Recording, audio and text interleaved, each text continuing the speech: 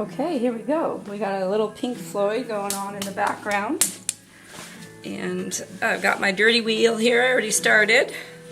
You guys missed out on the first part of the fun here.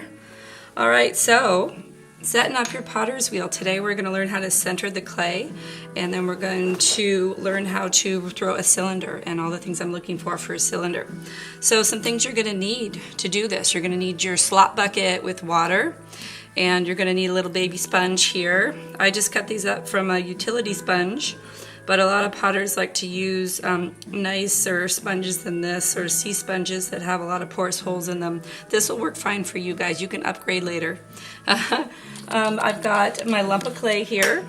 Now I'm using porcelain today, but you guys are going to either be using the low fire spirit white or the red terracotta. Now the low fire spirit white is easier to work with on the wheel than the terracotta, so I would recommend trying to throw with that. But I also recommend trying to throw with both clay bodies so you can get used to both.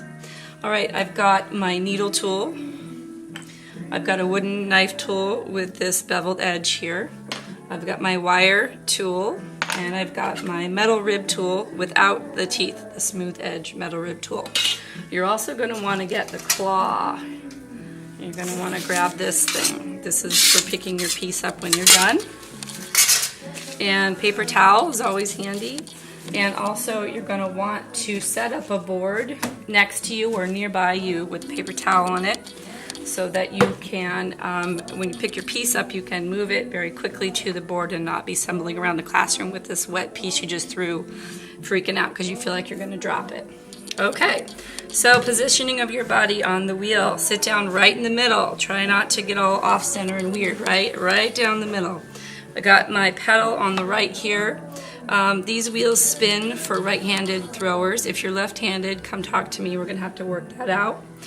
Some potters like to put a block underneath their left foot so that they can balance out the positioning of their knees and their body. I feel that it feels weird for me, so I don't do that because I'm always kind of wobbling around on the block, but you can try it if you want. Okay, so take your piece of clay. When you first start throwing, you don't want to put too much clay on the wheel. Okay, so I like to fill up my hand with it, and that's about it. Alright, I've already wedged this. I know there's no weird dry lumps in there. It's a brand new piece of clay. But before I put it on the wheel, I kind of drop it in my hand and I slap it twice. And I'm already starting to kind of do things in a rotation, kind of like I'm a machine. So drop, slap twice, drop, slap twice. Then I flatten the base. And then I visualize the center. The wheel has all these rings on them. This is to help you align things. I'm going to put it in the center first, then I'm going to pick it up, and then I'm going to throw it down real hard. Use your muscles. Sometimes it's not quite in the center, so I'll just kind of sort of hit it a little bit, just a little bit. Alright, so when you're working on the potter's wheel, you don't want to ever be up here. You want to stay really stable. You want to triangulate. You want to stay in this nice triangle with your body. And I like to throw at 4 o'clock. And also, excuse my voice. You guys know I'm getting over a cold and I sound like Kathleen Turner, or maybe a weird Fraggle. I'm not really sure, but I think you can understand me. Okay, 4 o'clock. I'm always throwing at 4 o'clock, so I start that way. I want to suction the clay to the wheel head, so I'm hitting it at 4 o'clock. Not too hard. I don't want to flatten it out like a pancake. I really want like a little California hill, like a little foothill. And then I'm going to seal the clay to the wheel head. Just like that. It's nice and suctioned on there. Okay? I'm going to grab my sponge. My sponge has a bunch of water in it. I'm going to squeeze a little bit on top. Not too much. I don't want to see you guys like, okay? Don't do that. That's too much water. If you get too much water on your piece, it will flop before you want it to. Well, you never want it to flop, but it'll flop before you're ready. Okay. So I'm going to pinch, and I'm going to pull up, and I'm going to pull up a little bit, and then I'm going to push down, pull up, push down. Okay, I'm going to get my wheel spinning about almost full speed, and it's going to feel like it's not centered, and it's going to be wobbling. But that's normal, guys, because it isn't centered. And as you pull up, the clay you're moving the clay. So I'm going to pull up and push down, pull up push down. I call this the tree trunk. Okay, and I'm trying to scoop it up. Now, one pitfall of a beginner is to really pinch too hard in the middle, and then you rip the top of your piece off. So when you get about halfway up the middle, you want to just push down on the top a little bit with the meat of your thumbs. I call this the meat of my thumbs. Okay? You don't want to go too tall, just tall enough. Okay, then I go down to the base, and then I pull up again, and then I push down. Okay, still not centered. That's okay, that's normal. Next step, this is a two-part centering thing here. So I do the tree trunk, and then I do what I call the karate chop. I push down with this hand, and then I lean in with this hand. Now, I'm not using my upper body strength, you guys. You don't have to be strong in your arms to throw. You have to be centered, and you have to know how to use your body. So this is my tool. This part here is going to be touching this part, and my arm is the fulcrum, okay? And I put my elbow on the inside of my leg, and then I lean in with my leg and my body. That's where I get my force and my strength from.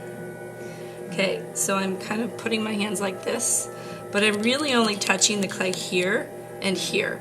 I don't want to see you guys like wrestling with the clay and like touching it all over the place, okay? Just on top and on the side.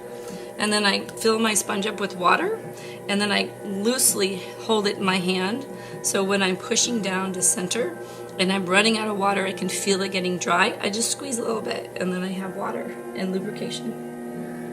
See how you squeeze? Okay. So I'm pushing down, and then I'm leaning in with my palm. Okay, now when I get to this stage, it's still not centered. So a next step I like to do is I like to run my hand up and down the side of the piece. This really does it. This really centers the clay. Okay, so I start at the base, and then I slowly move my hand up, and you can see the wall becoming centered when you do that. You can feel it. And then I go down again, and then I scoop up again.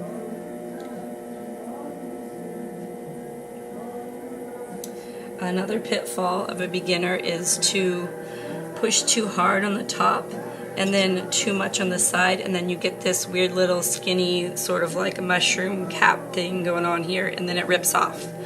So to prevent that, again, put the edge of your piece in the pocket of your thumb and your palm here, and use that to control that edge so it doesn't turn into a skinny little mushroom top.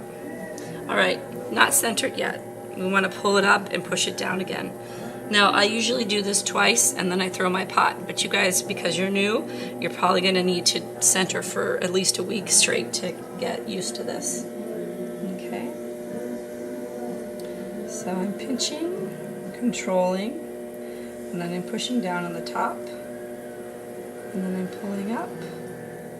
If I feel at all like it's getting dry, then I get my sponge wet again. Push down, okay, and then I go into, I call this next step the bottom of the muffin, right? I've ripped off the muffin cap, and now I've just got that bottom part that you kind of don't really eat. You just eat the top. Alright, and I'm going to run my hand up the side here, and I'm compressing on the bottom too. And I'm doing a little bit of scooping. You can kind of see it when I go down to the bottom. I scoop my pinky finger down into the base a little bit, and then I kind of drag up.